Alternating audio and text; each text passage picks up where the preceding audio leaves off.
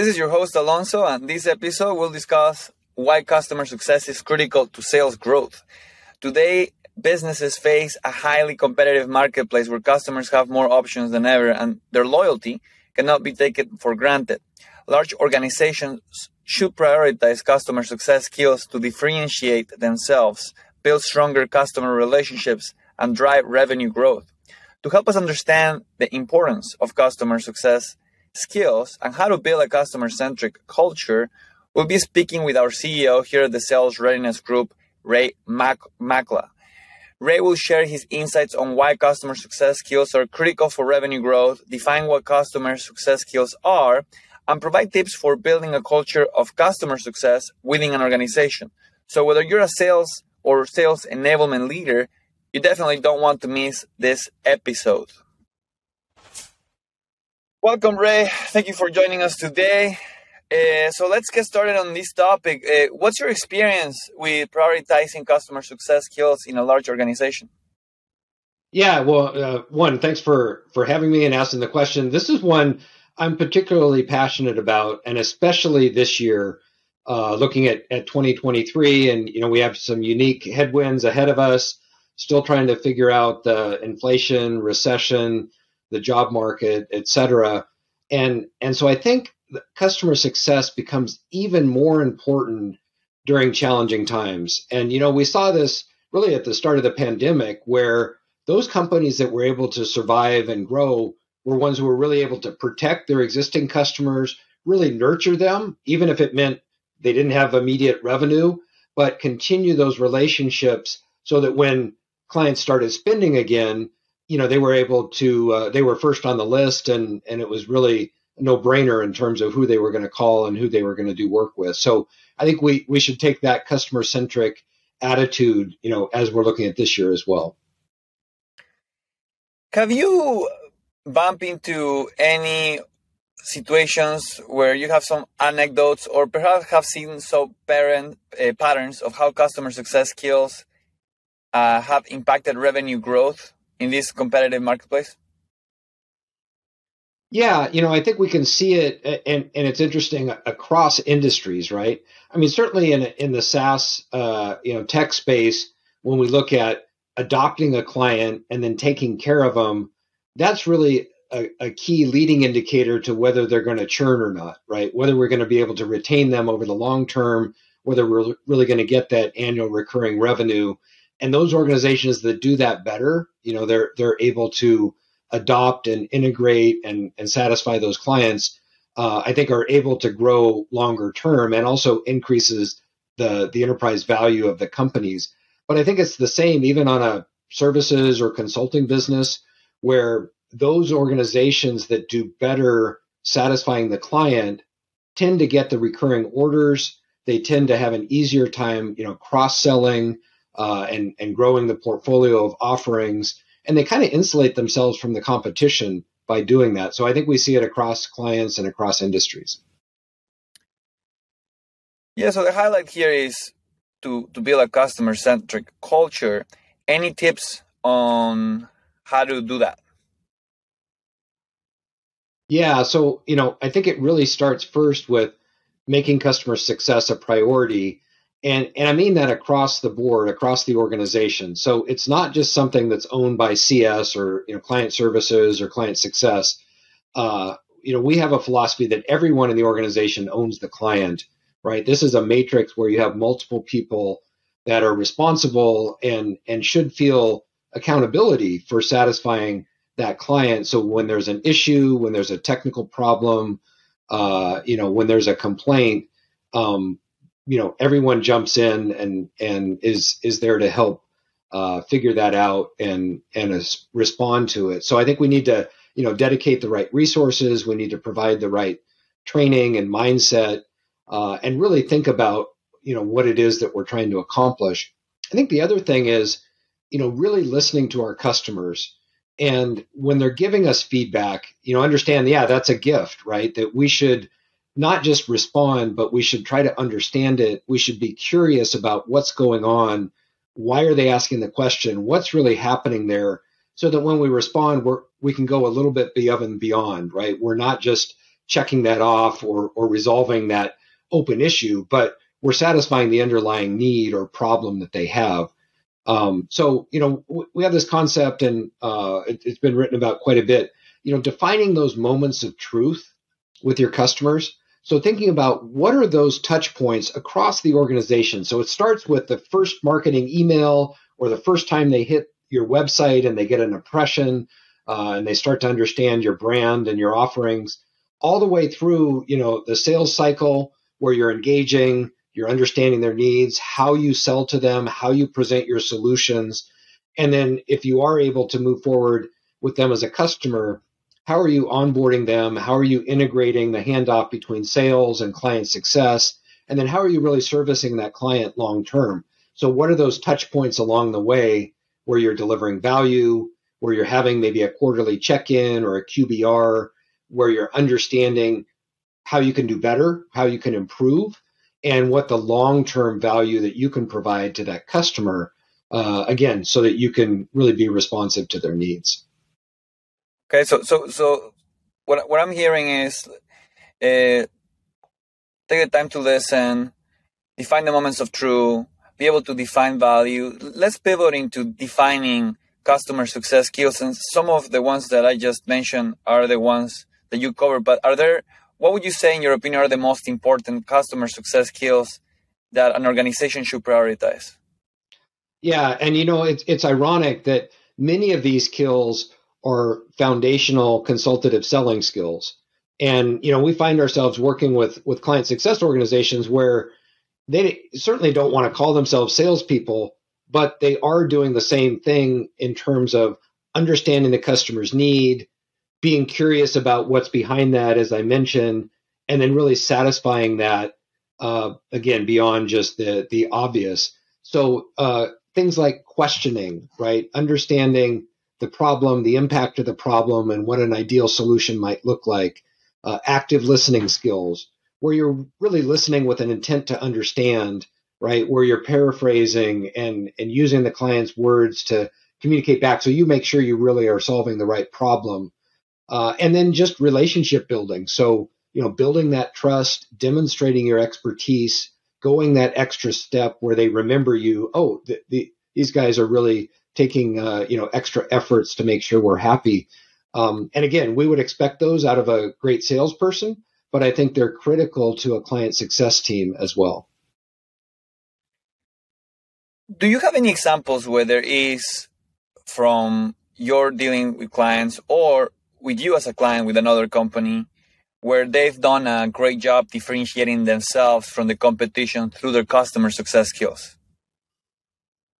Yeah, absolutely. And, I think it's really interesting, like in a more technical sale where they have technicians out there, working with and satisfying the customer and servicing them. And again, maybe they don't consider themselves salespeople, but we've worked with a number of organizations where they're very successful and they're market leaders.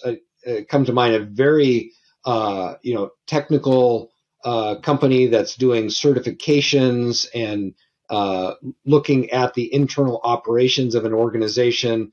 They're in there actually literally certifying them to do business in these areas. And they're able to insulate themselves from the competition because they do such a great job. And literally all they really have to do is ask, hey, what else are you working on? What else can we help with? And they find that they're able to expand, those opportunities. So I think that's a great example. We also see it in medical device companies where in a lot of cases the medical reps are in the operating room, or at least they're working very closely with the doctors on supporting the products. And again, if they can do a better job understanding the practitioner's challenges, what the current products are doing and not doing, and how they can help them, they're able to often expand or get referrals or satisfy them in a different way. So yeah, we see it across numerous industries. What are some practical, actionable steps that an organization can take to prioritize customer success and make it a top priority? Yeah, so I think there are a number of things that will pull through, right, and provide better retention and really help with the lifetime value of that client. So I think it really does start with treating every customer like it's a brand new customer that we want to over deliver, right? That we want to impress. So even for our loyalty clients, right? How do we engage with them like it's the very first engagement? So it means onboarding, understanding how the team is aligned, making sure those handoffs and the team is integrated on servicing the client. I think, as I mentioned, understanding each touch point that's significant and who's best in the position to satisfy the client at those turns, and what happens if there is an issue, and then making sure we're able to resolve problems that come up, getting all the resources together, having a response process that we're following, and making sure it's not just one person who maybe is sending an email or responding to a request, but that we realize across the organization this is an issue that we should all be aware of, so that we can help with our other clients and maybe avoid that coming up in the future. You did talk about active listening skills as a way to effectively listen to customers and build a deep understanding of their needs and pain points. Are there any other ways we can do that? Yeah, so I think that the listening skills, the curiosity, I think those are very important. I think the other thing that is really intriguing is the opportunity for the organization to collaborate with each other. So the internal organization that's servicing that client. So the idea of having internal channels, whether that's Slack or Teams or whatever you're using, but when a problem comes up, everybody's aware of it, and they may not have to all address it, but at least there's an appreciation that, oh, I didn't know that was going on. That's good to know. So I think improving the ways that organizations collaborate around that. And then I think a whole emerging space is just using data and insights in better ways.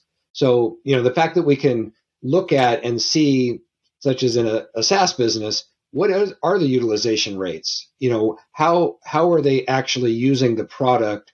Are there opportunities for continued growth? And even if it's not a tech-driven where you can look at the login and the usage information, but you can assess whether they're using the tools or the products, or even surveying the organization to really get a finger on the pulse of how you're doing and how it's being utilized. And are there opportunities to drive additional value out of the investments they've made? Because one of the biggest challenges these days is if it comes to the CFO's desk and they can't see that there's a clear path to a return on investment, or they don't believe in that return on investment, that expenditure is probably not going to get approved.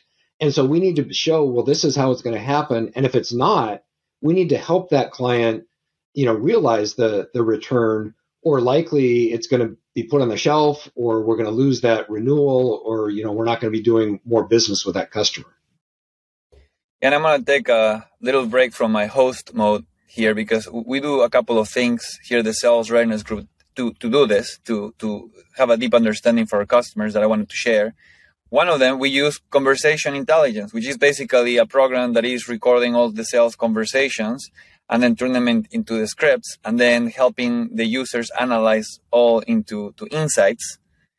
So I think that's been very helpful for us, and it may be helpful for others who are listening to this regarding this goal.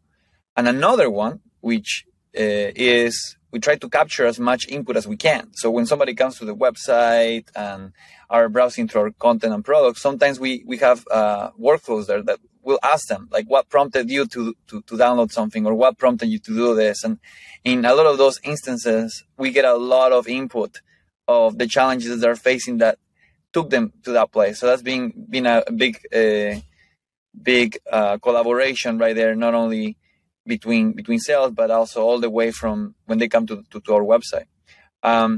With that said, Ray, how can an organization incentivize teams to prioritize customer outcomes?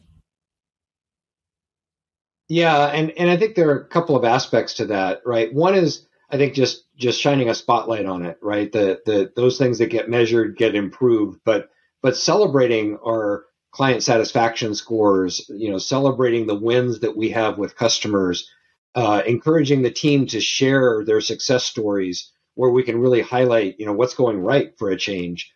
So I think those are all really valuable and, ways that we may be able to help grow that. And then I think, looking at comp structures, and that's a whole probably different podcast, right? But does everybody realize that growing revenue, retaining clients and growing revenue, affects everyone, and that there's some stake in that, or there's at least some connection to, making sure we're doing everything we can to, improve the satisfaction levels and grow those accounts. Yeah, some great insights here, Ray. Thanks for sharing. Are there any additional comments or advice that you would like to give anybody listening to this, looking to prioritize customer success? Well, I'll just summarize that. I think the kind of business drivers behind this, especially as we look at the challenges this year, is, maybe it's more difficult to get new clients, but if we can protect and satisfy those we have, and really over deliver, I think it has a direct business benefit. And so the whole idea, we're hearing do more with less. Well, if that means doing more by way of increasing the footprint within our accounts, increasing the share of the wallet spend, that's like having a free salesperson. So, if we can increase our customer retention, it can help drive the lifetime value. So overall, the lifetime, it can insulate the competition, and it can really help us to sell with less friction, because we know that win rates selling to an existing customer are typically much higher than going after brand new accounts. So I think it does help with our sales motion, but it needs to be tightly coordinated with the client success team. That's a great wrap up, Ray. Thanks for joining today. Thank you. It was a pleasure.